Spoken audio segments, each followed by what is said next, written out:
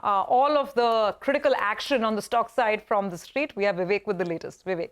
Well, thank you so much for that. Like you mentioned, some of the stocks are first stock on our list today, in what was quite a momentum trading session is M&M. The stock, market share gains in key segments, reasonable valuations that help offset some of the worries that the street had in terms of the tractor guidance getting cut.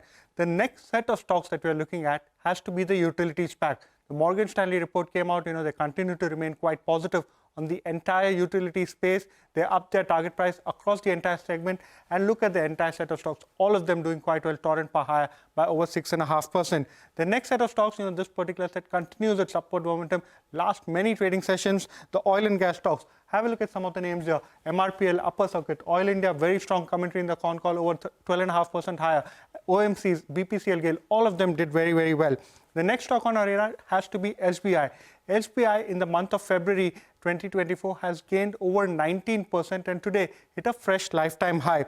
Federal Bank, it was the CNBC-TV18 exclusive.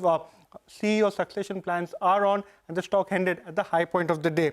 But on the other hand, some of the stocks, that saw quite a bit of selling pressure. First stock has to be Vedanta. Very large block deal, lot of chatter in terms of who could be the buyer. But when you're looking at the entire space, Vedanta today saw quite a bit of a dip. In fact, from the high point of the day, Vedanta saw quite a bit of selling pressure. The other stock that saw a bit of selling pressure was Muthoot Finance. A stock sold off, and this was after the company in the con call actually gave a muted loan growth guidance. So they trimmed the loan growth guidance to the lower end of the band, and after that, the stock gave up all of the early gains that it saw. Axis Bank, in the last hour of the session, saw significant selling pressure. Some fresh worries on the old acquisition of Max Life Insurance, and stocks ended closer to the low point of the day. And lastly, Paytm.